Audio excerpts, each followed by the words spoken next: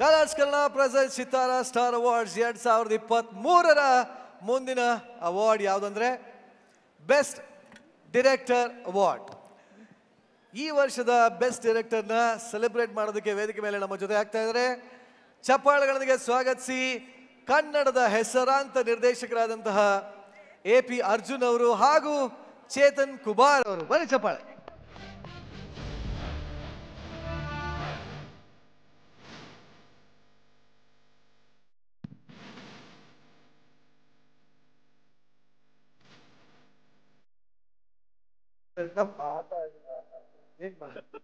Welcome.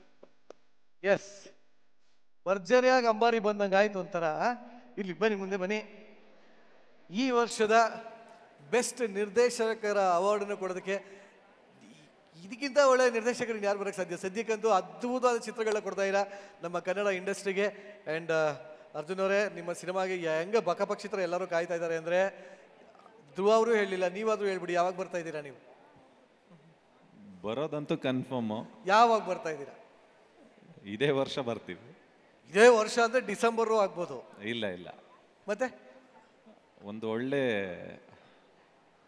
ಅಷ್ಟೇ ಹೇಳಿದ್ರಿ ಅಂತ. ಹಬ್ಬ ಇದೆಯಲ್ಲ ನಮ್ಮಲ್ಲಿ, ದೀಪಾವಳಿ ದೊಡ್ಡ ಹಬ್ಬ, ಎಲ್ಲಾರ್ಗೂ ರಜಾ ಸಿಗುತ್ತಲ್ಲ. ಗಣೇಶನ ಹಬ್ಬ, ದಸರಾ, ದಸರಾ, ದೀಪಾವಳಿ, ಅದಕ್ಕೆ ಇನ್ನೊಂದು ಹಬ್ಬ ಗಣೇಶ ಹಬ್ಬ. 3 ಹಬ್ಬ ಇದೆ. 3 ಹಬ್ಬದಲ್ಲಿ ಯಾವುದೋ ಒಂದು ಹಬ್ಬಕ್ಕೆ ಬರ್ತೀವಿ. ದೇವ್ರು ಒಳ್ಳೇದು ಮಾಡಲಿ ನಿಮಗೆ. Thank you. ಯಾವ ತನ ಬರಲಿ, ಒಟ್ಟಲ್ಲಿ ಧ್ರುವ ಅವರ ಫ್ಯಾನ್ಸ್ಗಂದು ಅದು ಮಾರ್ಟಿನ್ ಹಬ್ಬ ಆಗಿರಲಿ ಅಂತ ಹೇಳ್ತಾ, ಚಿತ್ತಾರ ಅವಾರ್ಡ್ಸ್ ಈ ವರ್ಷದ ಬೆಸ್ಟ್ ಡೈರೆಕ್ಟರ್ ಅವಾರ್ಡ್ ಯಾರಿಗೆ ಸಿಗ್ತಾ ಇದೆ ಅಂತ ನೋಡೋಣ. Nominations please. ಎಲ್ಲ ಘಟಾನುಘಟಿಗಳಿದ್ದಾರೆ, ಎಲ್ಲ ಅದ್ಭುತ ಚಿತ್ರಗಳೇ. ಮತ್ತೆ ಸಿನಿಮಾ ಮಾಡೋ ಎಲ್ಲ ನಿರ್ದೇಶಕರು ಕೂಡ ಅದ್ಭುತ ನಿರ್ದೇಶಕರೇ. ಯಾಕೆಂದ್ರೆ ಎಲ್ಲರೂ ಒಳ್ಳೆ ಕತೆ ಬರೀಬೇಕು, ಒಳ್ಳೆ ಸಿನಿಮಾ ಮಾಡಬೇಕು, ಒಳ್ಳೆ ನಿರ್ದೇಶಕನಾಗಬೇಕು ಅಂತಾನೆ ಸಿನಿಮಾ ಇಂಡಸ್ಟ್ರಿಗೆ ಬರೋದು.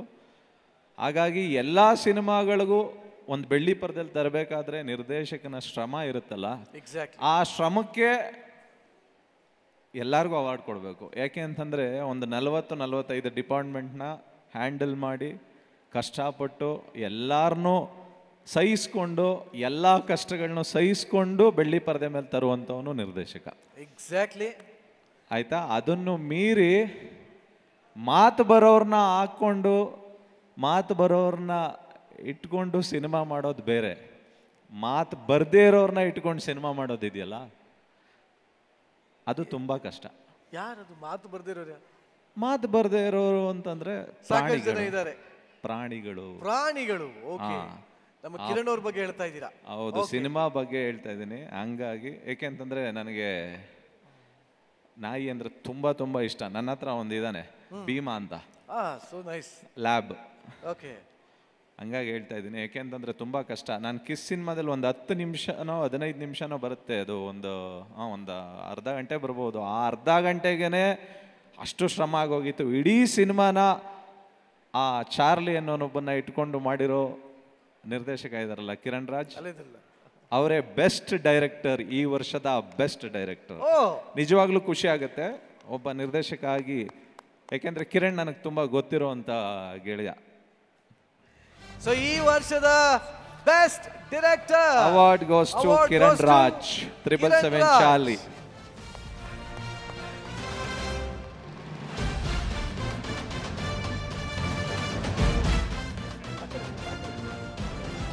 ಕಂಗ್ರ್ಯಾಚುಲೇಷನ್ಸ್. ಖುಷಿ ಆಯ್ತು. ಈ ವರ್ಷದ Chittara best director award goes to Kiran Raj for Charlie.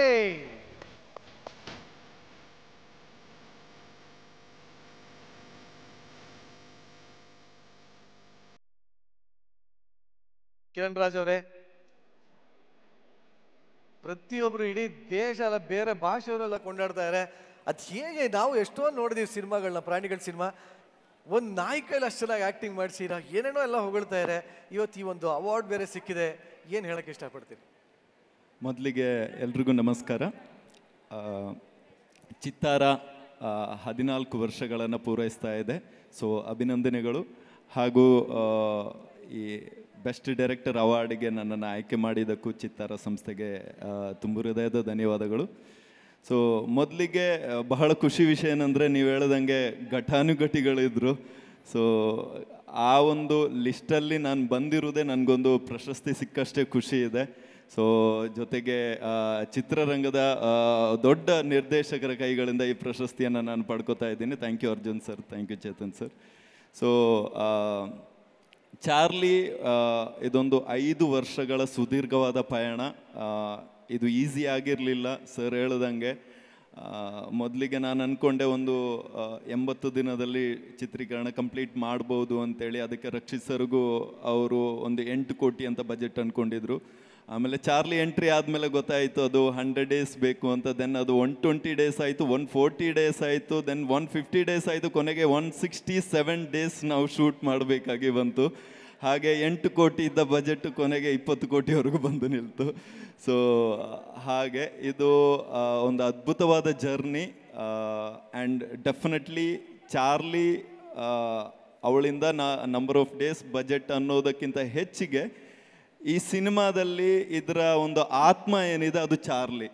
And ಅವಳ ಆ ಪರ್ಫಾರ್ಮೆನ್ಸು ಅದಿಲ್ಲ ಅಂತ ಹೇಳಿದರೆ ನಾನು ಏನು ಸ್ಕ್ರಿಪ್ಟ್ ಬರೆದಿದ್ದ ಆ ಎಮೋಷನ್ಸ್ ಡೆಫಿನೆಟ್ಲಿ ಆಡಿಯನ್ಸ್ಗೂ ಕನ್ವೆ ಆಗ್ತಾನೂ ಇರಲಿಲ್ಲ, ಆಡಿಯನ್ಸ್ಗೂ ಅದು ರೀಚು ಆಗ್ತಾ ಇರಲಿಲ್ಲ, ಅವ್ರು ಯಾರೂ ಇಷ್ಟಪಡ್ತಾನೂ ಇರಲಿಲ್ಲ.